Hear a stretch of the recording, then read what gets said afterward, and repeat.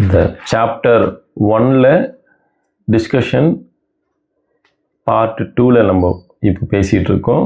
குருவை பற்றி சொல்லிட்டு வராங்க. அதுக்கு teacher explanation. The reason is this. கடவுள், அதாவது குரு தூங்கும்போது நம்ம கிட்ட வர்றது நமக்கு தெரியலை. கடவுள் எல்லா நேரத்துலையுமே இருக்காரு. ஏன் தூங்கும்போது மட்டும் நமக்கு என்ன நடக்குதுன்னு நமக்கு தெரியலை அப்படின்னு கேட்கும்போது அதுக்கு டீச்சர் இப்போ எக்ஸ்பிளனேஷன் கொடுக்க போகிறாங்க. The reason is this. God has two aspects. இறைநிலைக்கு 2 நிலைகளாக இருக்கு. They are the சகலத்துவம் and நிஷ்கலத்துவம். 2 விஷயம் இருக்குங்க. ஒன்று சகலத்துவம், இன்னொன்று நிஷ்கலத்துவம்.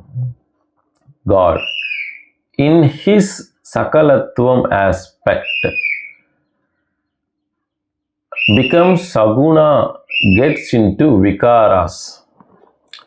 இறைநிலை 2 நிலை. அதில் சகலத்துவம் என்பது எப்படின்னா, becomes saguna, gets into vikaras. அதாவது சகுனா அப்படின்னா குணங்கள், நிறைய குணங்களாகவும், விகாராஸ் அப்படின்னா ஒரு நிறைய இமேஜஸ், ஃபங்க்ஷன்ஸ் இன் ஸ்திருதி, கிரியேஷன், ஸ்திதி, ப்ரிசர்வேஷன் அண்ட் சம்ஹாரா, அனிஹிலேஷன் அண்ட் பிகம்ஸ் ராகா துவேஷா.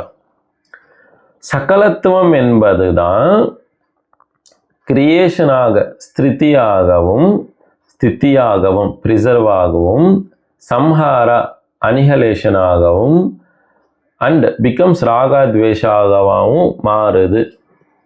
அதாவது ராகா துவேஷம் என்பது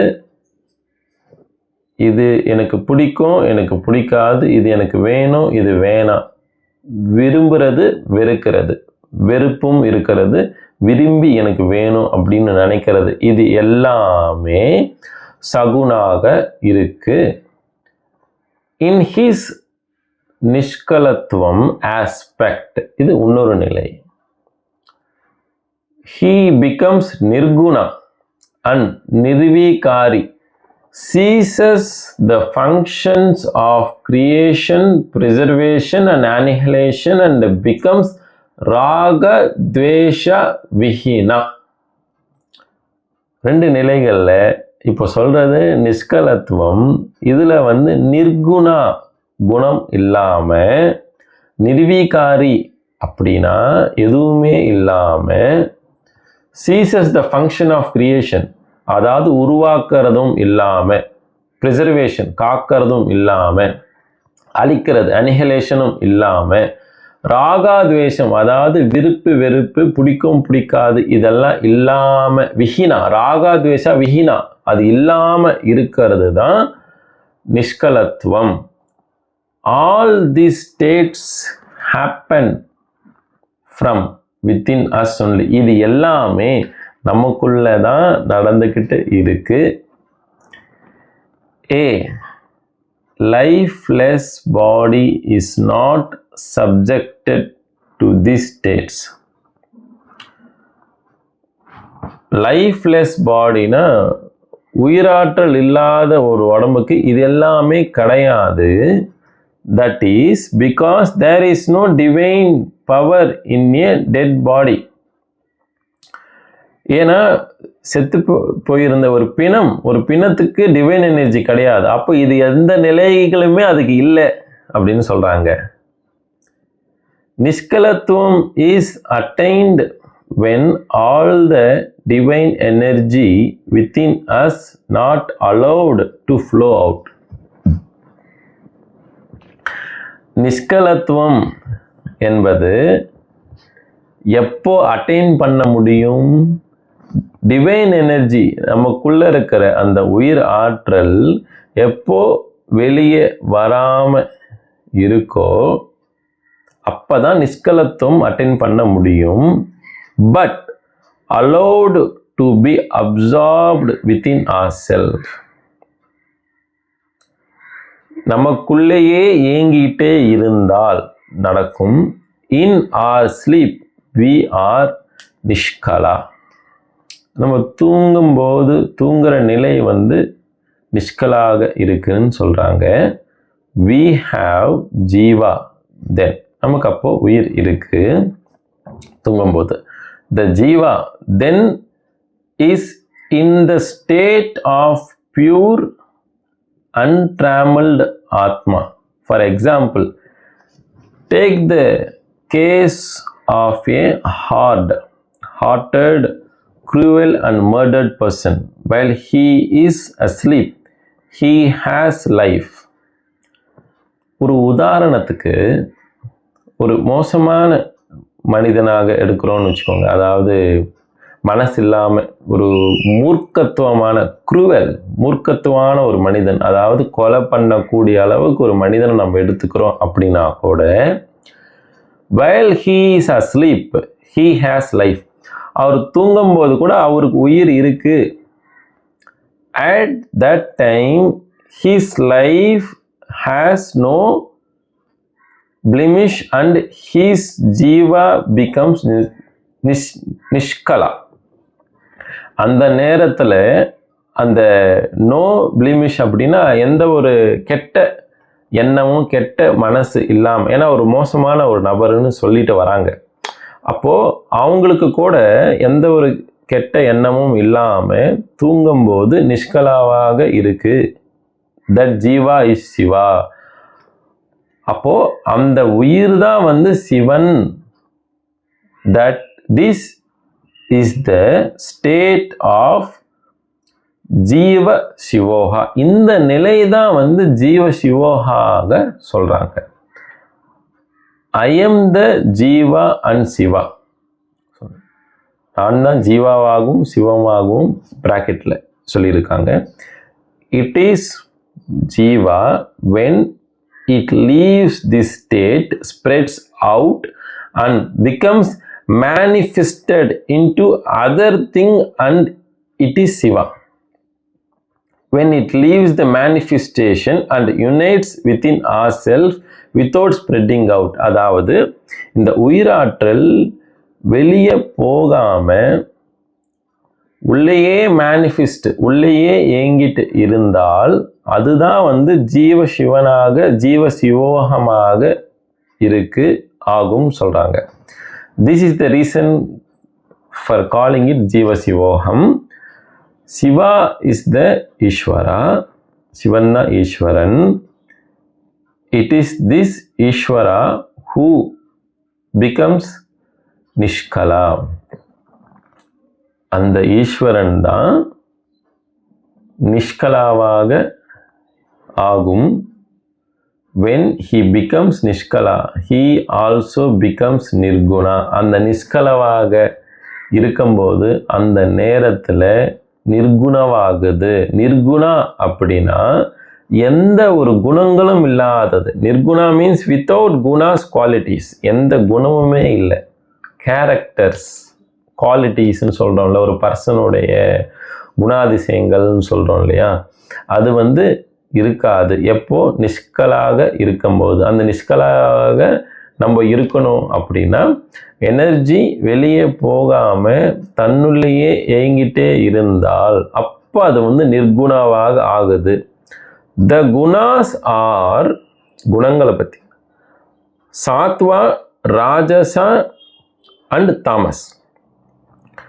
த ஆப்சன்ஸ் ஆஃப் ஆல் திஸ் 3 குணாஸ் is the state of being நிர்குணா.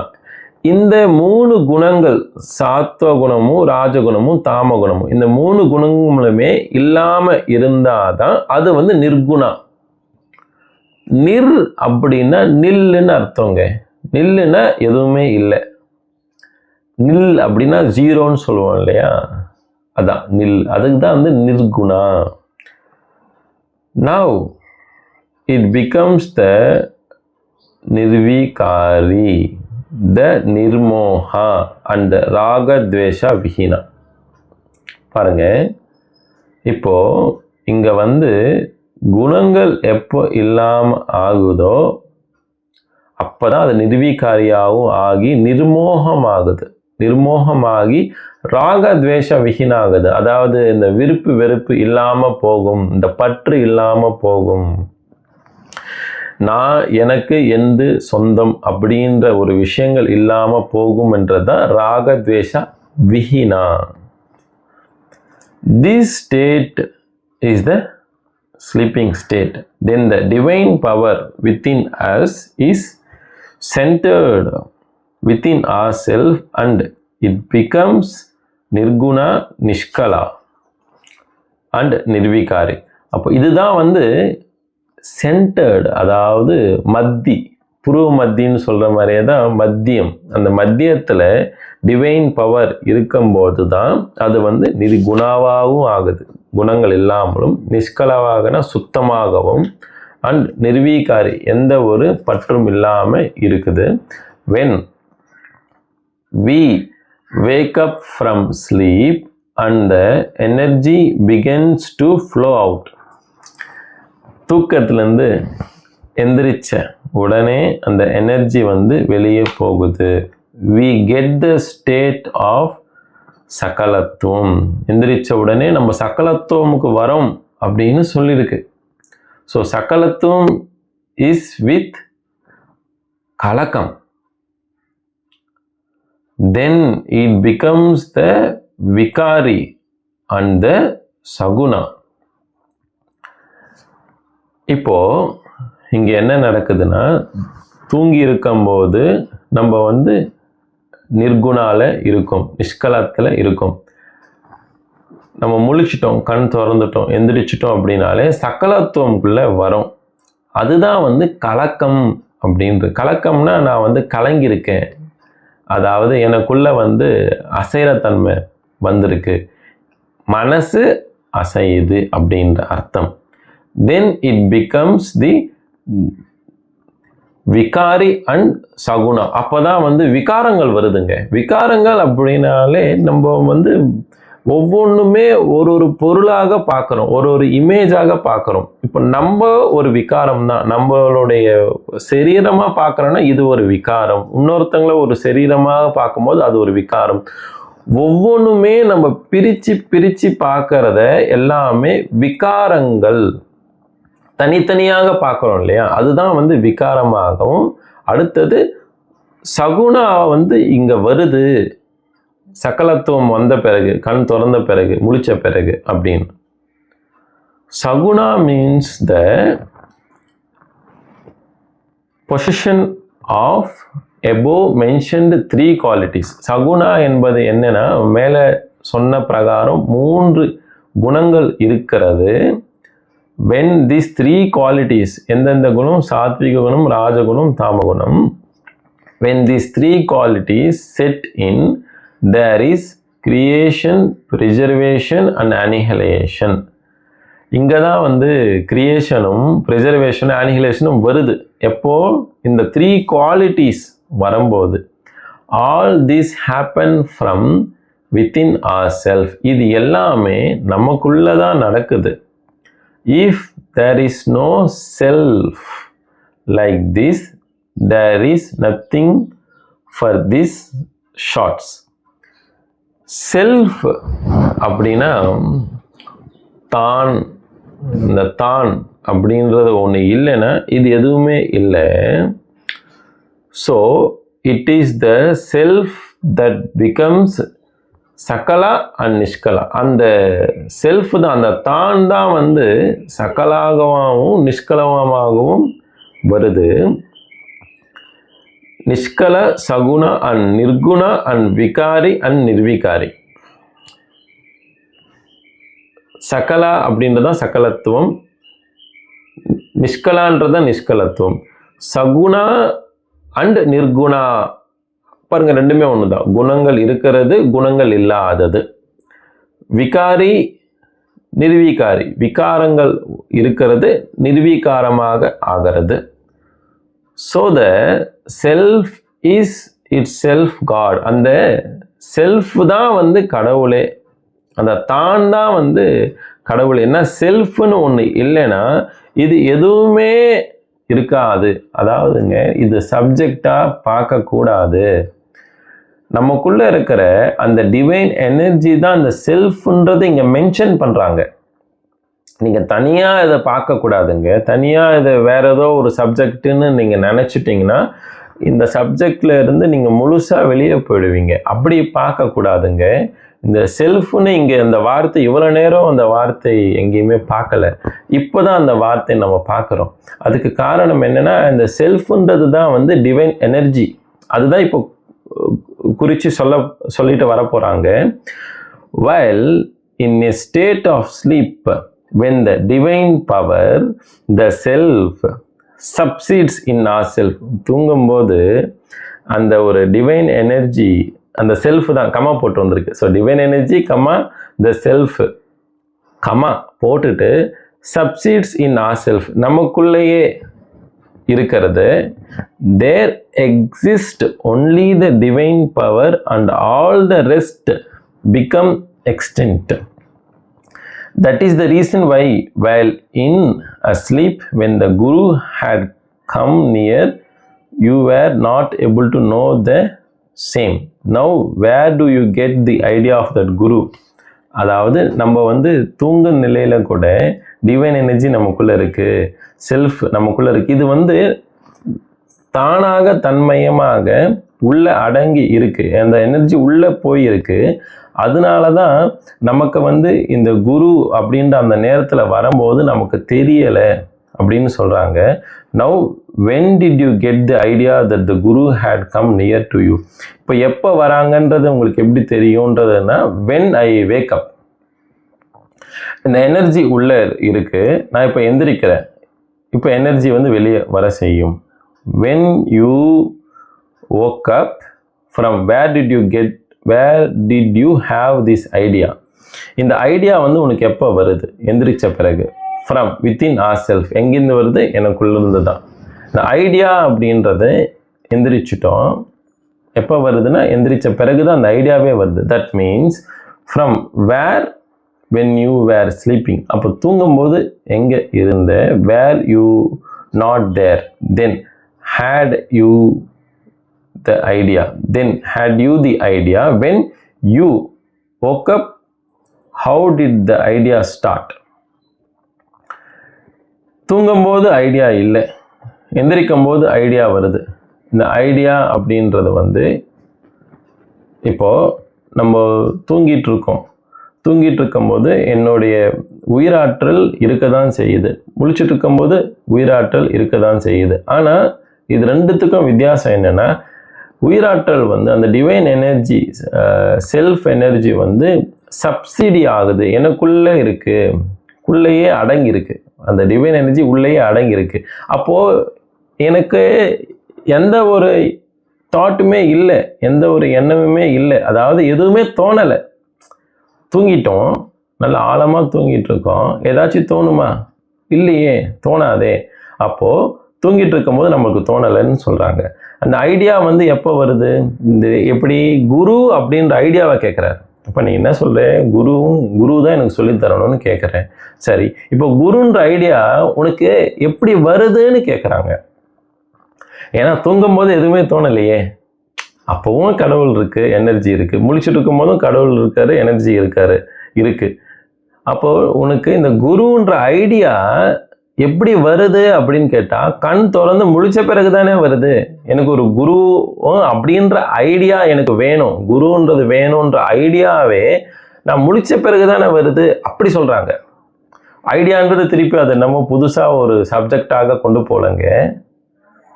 ஏன்னா நம்ம மேலே வந்து எதை பார்த்துட்டு வந்தோம்?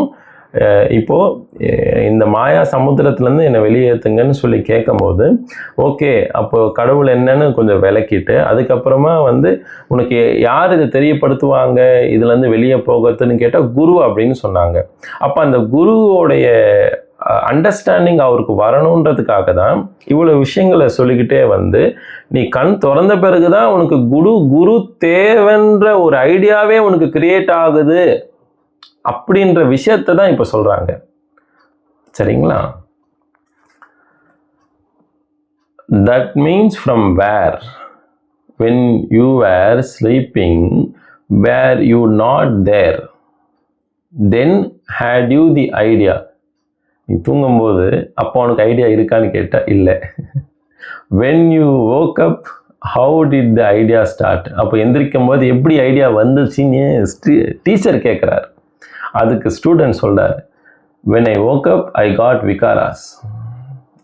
And from vikaras, it originated.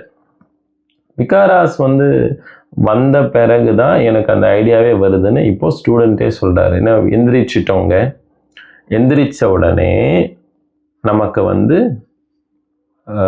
எண்ணங்கள் ஆரம்பிக்க செய்யுது. நான் இங்கே இருக்கேன் அப்படின்றதே ஒரு எண்ணம். அப்போ அதுதான் விகாரமே. பிகாஸ் நான் பார்க்குறதே விகாரத்தில் தானே பார்க்குறோம். நம்ம ஒரு பொருளை பார்க்கும்போது விகாரத்தில் பார்க்குறோம். நான் விகாரத்தில் விகாரம் அப்படின்றதை டிஃப்ரென்ஸாக பார்க்குறோம். From where did the vikaras originate? Teacher கேட்டார், எங்கேருந்து இந்த விகாராஸ் ஆரிஜினேட் ஆகுது, அதாவது உற்பத்தி ஆகுது. ஆரிஜினேட்னா இந்த இடத்துல இருந்துன்றது, எங்கேருந்து வருது அப்படின்னு கேட்குறேன். ஃப்ரம் ஜீவா. அதுக்கு சிஷ்யன் சொல்கிறாரு, ஜீவான்னு சொல்கிறாரு டீச்சர். இப்போ how did arise from jiva? Did you not have the jiva when you were sleeping? எப்படி ஜீவன்லேருந்து வருதுன்னு நீங்கள் சொல்கிறீங்கன்னு டீச்சர் கேட்குறாங்க. அதுக்கு சொல்கிறார் அவர், ஏன் தூங்கும் போதும் ஜீவன் இருக்கு இல்லையா, அது எப்படி இந்த மாதிரி சொல்ல முடியுதுன்னு டீச்சர் கேட்குறாங்க. இன்னொரு கேள்வி, did you then have the vikaras?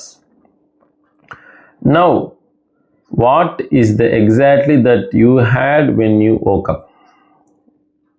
When I woke up, I had a sankalpa. எந்திரிச்ச பிறகு தான் எனக்கு அந்த சங்கல்பமே கிரியேட் ஆகுது, ஐடியாஸே வருது. நான் தூங்கும்போது விகாரம் இல்லை, அப்போ அங்கே ஐடியாவும் இல்லை. From where did you get this sankalpa? எங்கிருந்து இந்த சங்கல்பம் வருது? இப்போது ஸ்டூடெண்ட் சொல்கிறாரு, ஃப்ரம் த மைண்ட். எங்கிருந்து இந்த ஒரு சங்கல்பம் வருது? ஐடியாவே உனக்கு எப்படி வருது? தூங்கிட்டோம், அசைவும் இல்லை, நம்ம எனர்ஜி நமக்குள்ளே இருக்குது, எதுவுமே தோணலை, எந்திரிச்சிட்டோம், முழிச்சிட்டோம். அப்போது நமக்குள்ளே ஒரு ஐடியா கிரியேட் ஆகுது, அதாவது எண்ணங்கள் கிரியேட் ஆகுது. நான் அப்படின்ற எண்ணம் கிரியேட் ஆகிடுச்சு. நான் அப்படின்னாலே அப்போ விகாரம் கிரியேட் ஆகிடுச்சு. அந்த நேரத்தில் தான் எனக்கு ஐடியாவே வர செய்யுது. இது எல்லாமே எங்கேருந்து வருதுன்னு கேட்டால் ஜீவாலேருந்து வருது அப்படின்னு சொல்லிட்டு வராங்க. அப்போ ஜீவன் தூங்கும் போது தானே இருக்குன்னு பார்த்தாக்கா இருக்குது. ஆனால் நான் முழித்த பிறகு தான் எனக்கு அந்த ஐடியாவே கிரியேட் ஆகுது. அப்போ எந்திரிச்ச பிறகு தான் எண்ணமே வருது. இந்த எண்ணம், அந்த சங்கல்பம், ஐடியா எங்கிருந்து வருதுன்னு டீச்சர் கேட்கும்போது ஸ்டூடெண்ட் சொல்கிறாங்க, mind. If you don't have that mind, can there be anything? Mind இல்லை அப்படின்னா ஏதாச்சும் இருக்குமான்னு கேட்டால் இல்லை. Then from where did you have the conception of guru? மைண்டே இல்லைன்னா எதுவுமே கிடையாது. அப்போ குருன்ற கான்செப்ட் உனக்கு எங்கேருந்து வருது அப்படின்னு பார்த்தாக்கா ஃப்ரம் த மைண்ட். இப்போ மைண்ட் இல்லைன்னா எதுவுமே இல்லை. அப்போ குருன்ற கான்செப்ட் உனக்கு எங்கேருந்து வருதுன்னு கேட்டாக்கா மைண்டிலேருந்து தான் வருது. ஏன்னா நம்ம எந்திரிச்சாச்சு, சங்கல்பம் வருது, எண்ணம் வருது, எண்ணம் வந்த உடனே மைண்டு வந்துச்சு.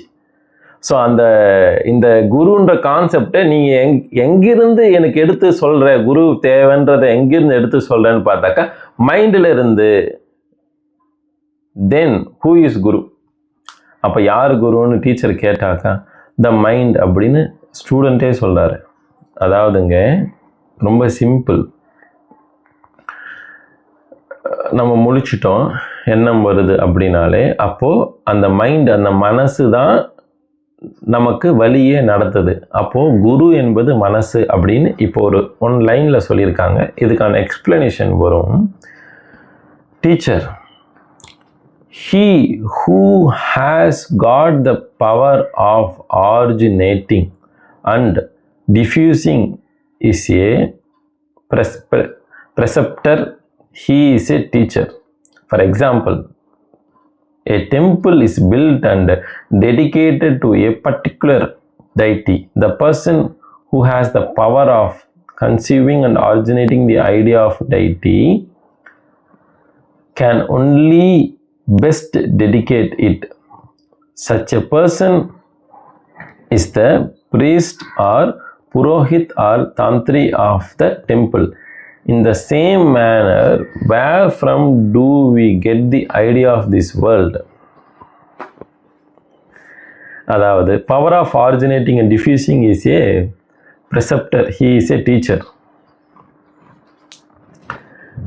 For example, பார்த்தீங்கன்னா ஒரு built and dedicated to a particular deity.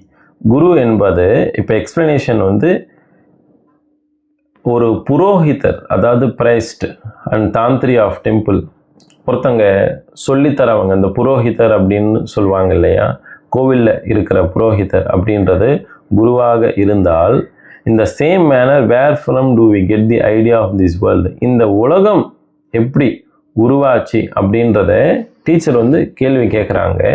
From the mind அப்படின்னு டிசிபிள் சொல்கிறார்.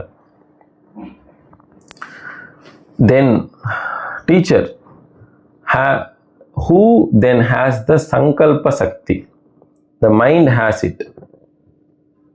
இப்போ சங்கல்பம் அப்படின்னாலே ஒரு விஷயம் வந்து எனக்கு ஐடியாவாக கிரியேட் ஆகுது, இதை தான் நான் செய்ய போகிறேன் அப்படின்னு தான் சங்கல்பம்.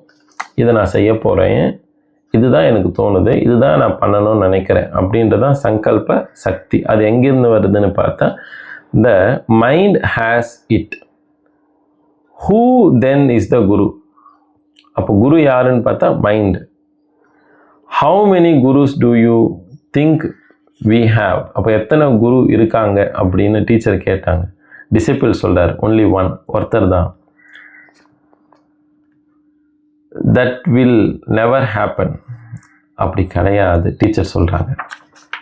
இப்போ மேலே பார்த்தீங்கன்னா பொதுவாகவே நம்ம குருவை வந்து வெளியே பார்க்குறது உண்டு, புரோஹிதனாகவும் கோவிலில் இருக்கிற தாந்திரிகள் இருக்கிறதாகவும் அப்படி சொல்லப்படுவது. எப்படி? அதாவது இப்போ ஒரு சிஷ்யன் இருக்கார், ஒரு குரு இருக்காங்கன்னா சிஷ்யனுக்காக குரு வந்து சொல்லித்தரணும், என்ன தேவையோ அது சொல்லித்தரணும்.